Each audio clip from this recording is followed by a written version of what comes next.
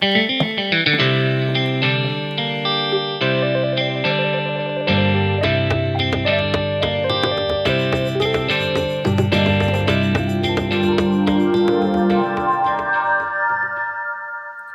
everyone, and welcome to the Honor the Feminine podcast. I'm your host, Shannon Ledford, and today we have the mystically amazing Elle North with us. It's going to be really fun. So as you know, we start each episode with an image and story from my travels. Because when I was traveling is when I really got in touch with my intuition again. When the day-to-day chaos and noise and expectations fell away, I started to hear her whispers again. I know she was always there, but she'd just gotten muddled and muffled. So today, our image is called Quetzales of the Sun, and it was taken in Chichicastenango, Guatemala. On Thursdays and Sundays, the quiet cobblestone streets of Chichicastenango erupt into a vibrant and dynamic market where travelers and the Quiche Maya from the surrounding highlands converge to buy and sell. On other days of the week, you can meander through the quiet streets of this mountain town and become enchanted by treasures along the way. This gorgeous mural features the Quetzales and the sun. The Quetzal is sacred to the ancient Maya, and royalty and priests wore its feathers during ceremonies. This is a beautiful reminder of sacred power. And this is the image that reminds me of our guest today, Elle North. Elle, welcome. Thank you. I'm so excited to be here. So share yourself with us. Tell us about you. So I always like to start off my introductions with stating that I am a Gemini, meaning that I have many hats that I wear. And so one of those hats is that I am an intuitive graphic designer. And so I do websites and ebooks and logos and different graphics for specifically spiritual entrepreneurs. And then another hat that I wear is that I am very much invested and in love with the sacred. And so I spend a lot of time working with other spirited women who are feeling called to enhance their intuition, their connection to the goddess, to deepen their connection with the tarot, and just to remind themselves of the deep interconnection between the sacred world and the mundane world, and realize that there's really no separation there. So those are some of the things that I do and that I love to do. Yeah, I love that idea of that the sacred and mundane are the same, and that they're different is just an illusion. Yes, it's just a Maya, just a little trick that we're kind of accustomed to. So to peel that veil away, to peel that illusion away, it's such a gift. So can you talk to us a little bit about how the tarot informs all of this? Because I know that it does for you. Yes. And so talk tarot with me. I mean, for me, the tarot really informs everything. I mean, even I mentioned before I came onto this podcast, I pulled a whole bunch of cards just to help me to feel into the energy of our call today. And I really feel like that's what the tarot helps me to do, is to feel into energy. And so I see each tarot card as a portal of sorts. And you can look at the card and you can look at it on just the surface level, like with the little guidebook that comes with your cards might have a couple of sentences in that little booklet. But I really feel that the more that you work with a specific card, the more information comes forward to you. And so you start to see behind all of the layers, and you start to see all of these deep interconnections between any card, whether it's from the major arcana or the minor arcana. And you start to see how it really it's expansive. The tarot, I think, sometimes it's really easy I'm really trying not to put it in a box, but like pun intended, you can put the cards into a box, right? Or you can just spread them out and realize that there's so much. So for me, I use the tarot to help inform my graphic design. So before working with the client, I'll pull some cards and we'll fill into the energy of those cards together and how the wisdom of the cards really informs the design project. I fill into the tarot when I'm working on a energy healing client. The tarot has helped me to enhance my intuition 100-fold, I feel. And so for me, it really just, it's everything. It's everything and it's beyond everything. I love the tarot so much. So can you talk to us about a couple of the cards that maybe came up today and what they shared with you about the energy of the call? Yes, absolutely. So I actually pulled a lot of cards. It was just kind of what happened. But the cards that really stood out to me are the cards that showed a little bit of a balance between the masculine and the feminine, which I thought was really interesting because that's something that I know that we both play with within our practice. And so 2 cards that came forward that really spoke of the masculine side of things are the Father of Swords and the Father of Pentacles. And I'm using the Wild Unknown deck. And what I really love about both of these cards is in the Wild Unknown, the Father of Pentacles is a stag. And so he has these antlers that are reaching up towards the heavens. And you can almost see those antlers as being like spiritual antenna, like spiritual transmitters from the divine. And so he's like serving on this conduit, downloading this wisdom from the divine, and it's going straight to his crown chakra, straight to his third eye chakra. And between his antlers, which are rainbow colored, by the way, of course, is this why pentacle. Wouldn't they be? Why wouldn't they be, right? Like he's this magical stag. And between them, it's almost like they're hugging this pentacle shape that's just fully illuminated. And so the suit of pentacles works with abundance, the spiritual abundance and also financial abundance. And I really love how his like intuitive transmitters are embracing the pentacle. And so I love that, yes, he's the Father of Pentacles, and yes, he's really grounded within his masculinity, but he's showing us that he is also in touch with his intuition, with this sense of the sacred. And I also love the Father of Swords because swords speak so much of wisdom and also communication. And so when I had these cards coming up and I saw them together, it was almost this energy of being the Father of Pentacles, receiving that intuitive information, working with that wisdom as the Father of Swords, and then communicating it as the Father of Swords. Because swords are all about both your mental realm and your voice, working with speaking your truth. So I thought that was really interesting, just working with the divine masculine in that way. And then the cards that reminded me of the divine feminine were the Ace of Cups, the Two of Cups, and the Daughter of Wands. And when I saw these cards together, the Daughter of Wands came forward to me, and she's been coming up a lot when I've been coming on video calls, actually, which is really fascinating, just that she just keeps making herself known. The Daughter of Wands, well, first, wands are all about your passion, your spark. They're related to the element of fire. So if you think like, what lights you up? What makes your whole energy field sparkle and glisten? And she's a snake, and I'll show you the card, even though I know we're not on video here, but she's like swirling around her passion, essentially. And so just thinking of this snake who's curving around this wand in this really sensual, curvy, like you can almost imagine her like slinking and dancing and moving her hips and kind of really embodying the feminine and embodying her passions, her inner spark, her inner interest with such curiosity.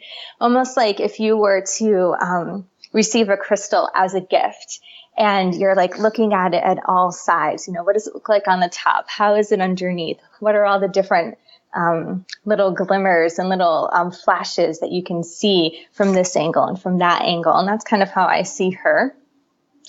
And then for me, the cups, I have the Ace of Cups and the Two of Cups. And the cups are such a feminine suit for me. So within the minor arcana is the suit of cups. And cups speak of our sacral chakra. So they're mirrors of the holy chalice, of the womb space. And as they are associated with the element of water, they really work with our emotions, our heart chakra, and our sense of self-reflection. And so I like to offer the visual with cups of peering into a stream and seeing your reflection, but also starting to see different intuitive insights. So they really bring forth a clairvoyance when we stare at an image and then we allow the image to shift and change, and maybe other images come forth. Maybe we see different colors. So cups really invite in a sense of not only self-reflection, but also intuition, which is perfect for our call today, right? Yeah. So the Ace of Cups is all about creativity and allowing your cup to overflow, like really feeling that abundance, imagining pouring water and it's just like spilling out, and seeing that water almost as a blessing, as something that is holy, as a communion. And then the Two of Cups is perfect for working with somebody else and having that dance of play and balance and communication and partnership. So the Two of Cups is really, I see it as a parallel to the Lovers within the major arcana. And so it really works with combining two people to work together. But for me, what I saw when I looked at this card was also the combination of the masculine and the feminine. There are two cups, and sometimes, not in this deck, but sometimes there will be a man and a woman, and their arms will be intertwined, almost like the Ida and Pingala, and the way that they intertwine along our chakric line. And then they'll hold the cups and they'll be drinking as though they were at a wedding. You know, sometimes at weddings, they'll have that as the tradition, to drink out of one another's cups. And so I just loved how this card came up. And while, yes, it does remind me of the feminine, it also really reminds me of the total intersection of the divine masculine and the divine feminine, and how, especially in Tantra, there's this saying that I often hear when studying Tantra, that the masculine and the feminine are like two sides to a coin. So like when we see a quarter, for example, we see the head side, we see the tail side, and we can look at them separately, but really they're part of the same quarter. They're the same thing. And so just seeing that the union of the masculine and the feminine forms that sense of divine consciousness. It's the heart, sometimes it is referred to. And so just seeing how these cards came up for me really made perfect sense for conversations that you and I have had in the past, Shannon, and also just what I know that you love focusing on within your podcast and within your interviews with other women. So it's always so interesting how whenever I pull a card, sometimes at first glance, I might say, oh, well, this card, maybe I picked the wrong one. Like does this card have anything to do with what it is? Like, you might have that urge to like, I'll put it back in and I'll shuffle again. But when I really feel like when we look at the card and we look under all the different layers and see like, what is the connection here? There's always something. There's always some wisdom, some lesson, some little like golden crystal of information that we can take from the card. And to me, it's amazing how it always works out. There's always something that the tarot has to share. And I really believe it's like each card is like a little key into your unconsciousness, and it allows something to be moved forward and illuminated into the conscious mind. And you're like, oh, that's what it was. I was just like hiding that little piece. I didn't even want to see it. And it was in the back of my mind, when like a card that you might feel is scary comes forward. So it's always a learning experience for me.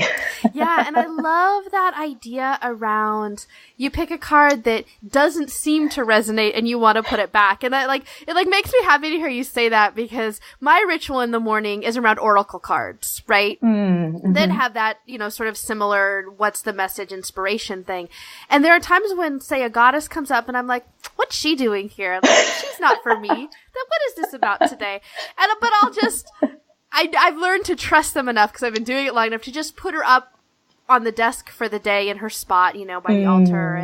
And sometimes it blows me away how she shows up, how her message shows up in a day. Not always, but you know what I mean? Like, sometimes it's like, well, isn't that interesting? Especially since you're picking the card at the beginning of the day. It's so fascinating to see how something can come up that you might not have even known, like an email or a conversation with a client or a Facebook message or something. And you're just like, oh, that's what you were talking about. I get it now. So tell us about, when did you start playing with the tarot, and what sort of led you there? Like, what was your journey? So I actually really love my tarot story because it involves my two very dear friends. They're sisters, and I've known them for well over a decade, and they're just very dear and close to me. And we, near my university, there was a store, and it was called, I kid you not, the Magic Shop. That's inventive. Right. But it is just, right away, what kind of things are going to be within the Magic Shop. And we went in, and they had tarot decks, and just at a whim, these two friends of mine purchased a unicorn tarot deck. And I was kind of like, interesting. That's curious, but I didn't feel called to purchase my own deck. And they were like, oh, well, like we'll all share, as sisters do, they kind of included me within their sisterhood. So we went back to our dorm and started playing with the cards, and I allowed them to play with it at first. I was like, well, they're your cards. So like you guys, do some readings for me. And then I started to do readings, and I noticed that the tarot was really allowing me to go to a different mental place that I was only able to access before through like a dream world, or through meditating with one of my friends, or through playing intuitive games, which I had been doing with these friends. And I was just like, wow, I was like, where is this information coming from almost? Mm-hmm. And it really helped me to see that my intuition wasn't something that would come on a whim, that would come whenever I was just, up until that point, my intuition would just be like, oh, hello, here I am. And then it would kind of wander off, and I'd be like, oh, come back, let's play, let's talk some more, And it really helped me to see that intuition could come forward through this tool for me in a very strong way. And so I played with their cards for maybe a year, on and off. We would sit on the floor, and we'd have our like box of really cheap wine, and we'd pull cards for each other, and that would be our like wild and crazy Saturday night, I love this visual with the box of wine, by the way. You get like the most wine for the least amount of money, and we just would have so much fun. And then I decided, okay, I think it's time for me to have my own deck. And so I went to a different magic shop. Not, it wasn't the same one, but, one of those stores where they sell the magic it wasn't shop. the magic shop, but another one. And I walked in the door and just felt immediately called. It was like magnets attracting each other to a deck called the Herbal Tarot, which resonated with me because I had worked in a health food store when I was a teenager, and my favorite part of the health food store was the herbal section. And I would just like read all of the books and study all the herbs, and I'd like go into the aisle and quiz myself, like what does cat's claw do? What does angelica do? Just kind of like, because I was a nerd. So as we all were, right? So, learning through that deck, because I felt a little bit of an ownership with that deck, I started to play with it every day, and I started journaling around the cards, and I started just noticing that the more I was pulling cards, the more that cards came forward for me, and the more that I really allowed myself a little bit of freedom beyond what that white booklet was telling me. I noticed that my connection with the cards was just profound, and I couldn't get enough. And for me, it was a doorway to many other spiritual tools, and it's something that I feel is a really huge part of me. And I'm like, I can never stop, I always have to play with it. And it's something that, I'm very grateful for my connection with it every day. I love it as the idea of the portal to practice communing with your intuition.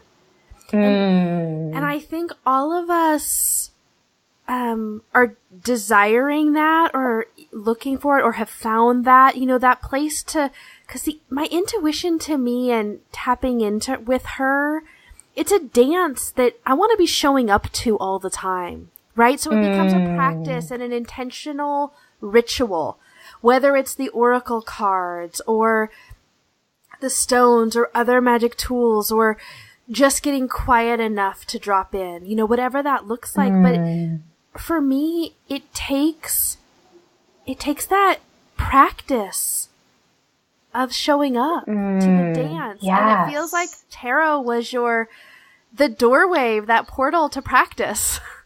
Right. Yes. I think it just fascinated me. And of course, there are 78 cards. And so feeling into that, it was always going to be something new every day. And I think that was what really excited me, was how it was never the same. It was always something different. Even if the same card came up for me, it was interacting with my life and giving me wisdom in a different way. And I think that's what was something that helped me to show up every day. And then that led into showing up every day for my meditation practice, showing up every day in communion with my crystals, showing up every day in my yoga practice, with my Reiki practice, with, my intuitive practice, and seeing how it all came together really set that foundation for me to see that practice really does bear such great fruits. And I think that was really, really transformational for me. And I think that's so beautiful, because I think sometimes when we talk about magic and intuition and some of these things, there's this idea that it's just innate. And while I believe that it's within all of us and all around all of us, right, that the consistency of showing up to it with the practices, that's what enlivens it enough for it to really, it enlivens our remembering of it. And then it enlivens the sacred space to play with it. Yes. And I think the word that you use that I really enjoy is remembering.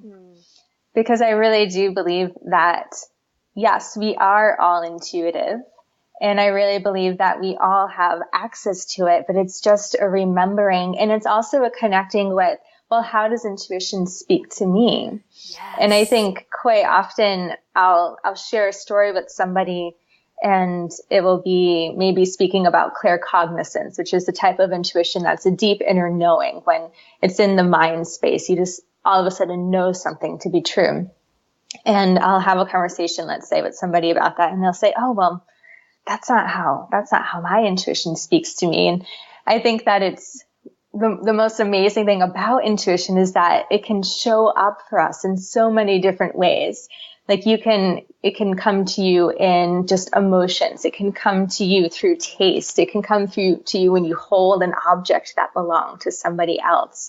It can come to you through, sound, through vision. And I think that's one of the most amazing things about intuition is it's many different languages, or quite often they're called the clairs. So clairvoyance, claircognizance, clairsentience. And I think that to me is just utterly fascinating, is just to hear about how intuition comes forth to many individuals in many different ways. It's so beautiful. I love that too, because I think you're right. I think it can come to each of us in a number of different ways as well. Oh, absolutely. So yeah, like for me right now, I'll get a tingle between my shoulder blades when something's true. Like when I'm speaking about something and like feeling into it, and like I actually have a physiological response about, oh, that's true. Okay.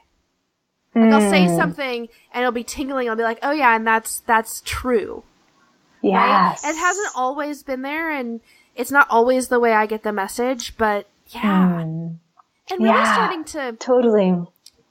I think part of my journey in particular this year is around surrendering and trusting my intuition, the goddess, the divine more fully. Yes. There's so many things I want to say about what you just said. So beautiful. So first, I really love how you are tuning into like the body as pendulum.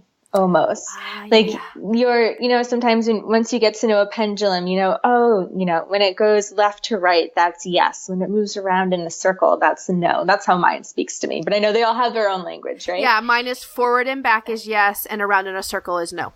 But that's I like that ours both move around in a circle and no. They're so fun. So just the way that you're able to tap into your body and to remember that you don't need an outside tool, that it is really within you. And something that I often will share with my students, I teach intuition through my school, the Wisdom Within School of Intuition. And one of the games that we play is visual tarot. And so I'll have them come up with an image in their mind and to examine it as though that image were a tarot card. And so then you really see that there's so much wisdom that we have within ourselves. And just like how you know that deep, like true yes, when you feel that tingle between your shoulder blades. Mm-hmm. And I love how you claim it. Like it seems like when that happens that you state aloud, yes, that is true. And I love that because you're letting your intuition know. I see intuition as a friend, right? And you're letting your friend know, like, yes, I hear you. I'm going to listen to you and I believe you. And if you didn't, it would be almost like and maybe you've had this experience before where you have a friend and they come and they ask for advice and you give them the advice and then they don't listen.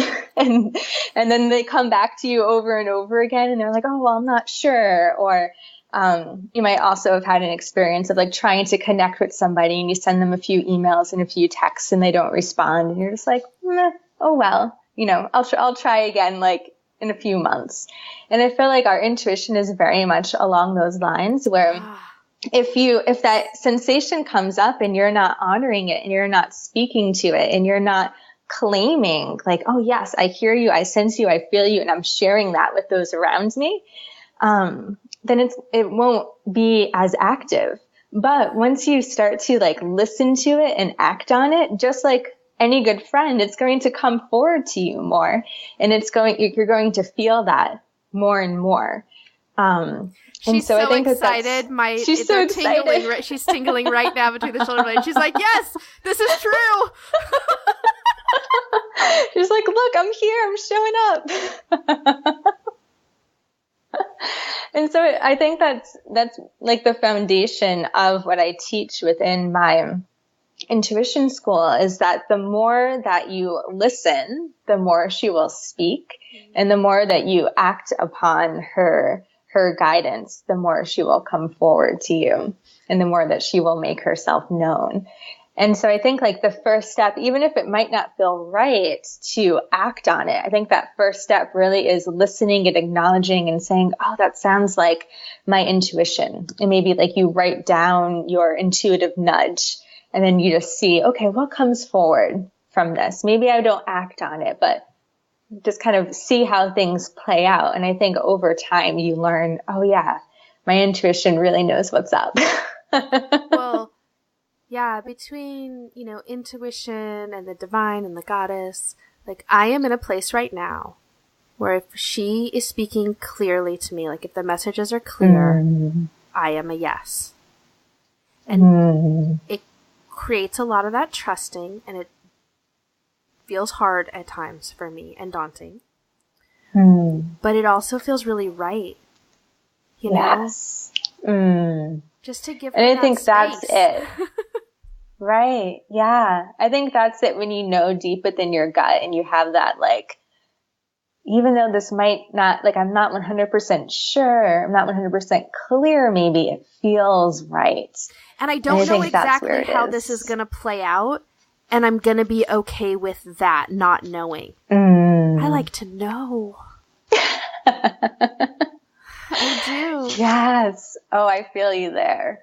I do. I totally feel you there. We've really been talking about this, but how do you honor the feminine and stay in touch with your intuition? I mean, obviously the tarot is a big tool.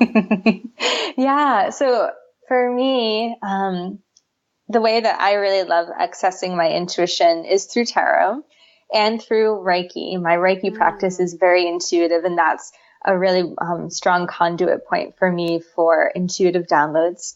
And then also just creating the space for intuition to speak to me. So I know that if I'm going all day long without any pause, without any moment of, I need to reflect, I need to sit in front of my altar, I need to hang out with this crystal, then my intuition isn't going to have time to talk to me if I'm not making the space for her. And then with the feminine, I'm very much in love with the goddess. And I really love making time to create space for her. And so I love reading myths about the goddess. I love repeating her mantras. I love having conversations with her. And I just love learning. I think that's that for me. And Saraswati, of course, was the first goddess that I started to have conversations with about 10 years ago or so.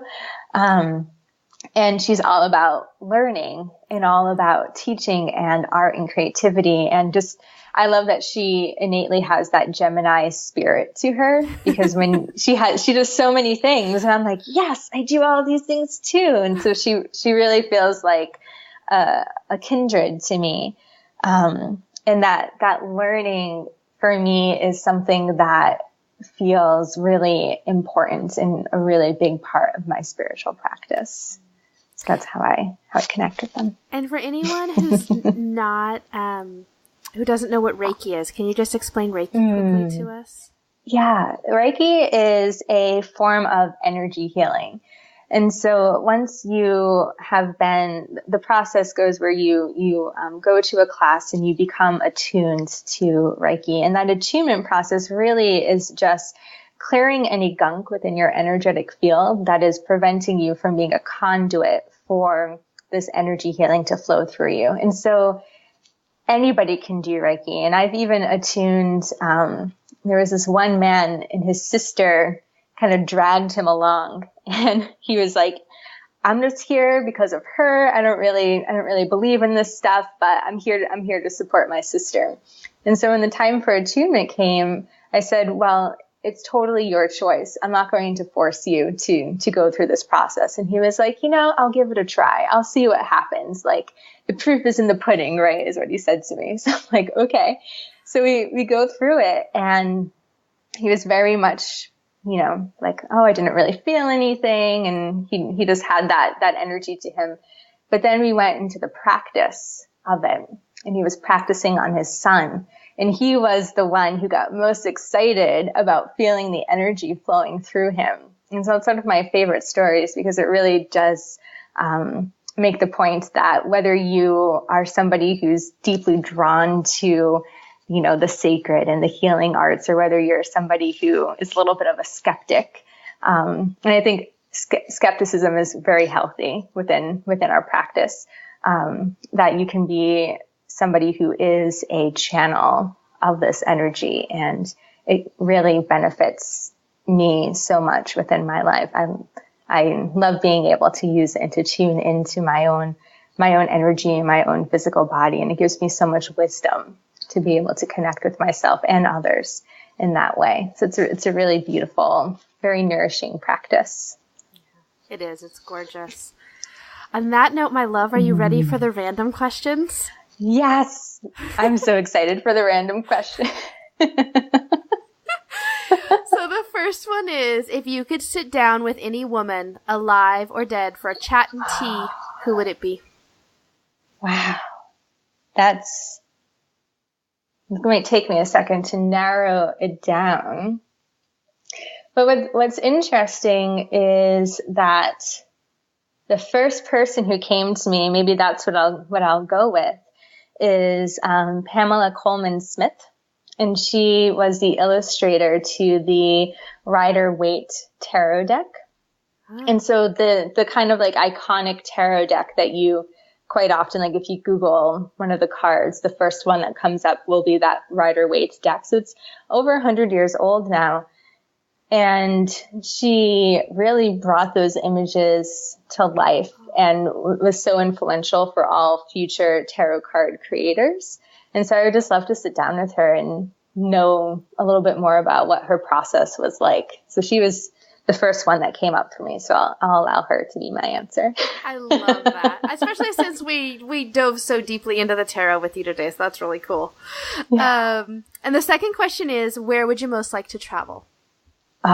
Well, I am in love with Granada, Spain. I studied abroad there. Yeah, I love southern Spain. Andalusia is one of my favorite places. And even though I've been there a few times, I always say that if, I were to win the lottery or something along those lines, that would be the first thing that I would do, is I'd go back. I was there last summer for my birthday, which was such an amazing gift. And I never tire of it. There's something about the history and the culture and the food and the people and the architecture that it feels like home for me. It's a really beautiful place. So that's my favorite travel destination. Oh, I love that. So tell us, how do we reach out and connect with you? How do we get more Elle in our lives? Well, I have 2 websites so you can find me. One is Drawing Within, and that's my online home for things along the lines of spiritual mentoring and my courses and tarot readings. And then my other online home is drawingwithindesign.com.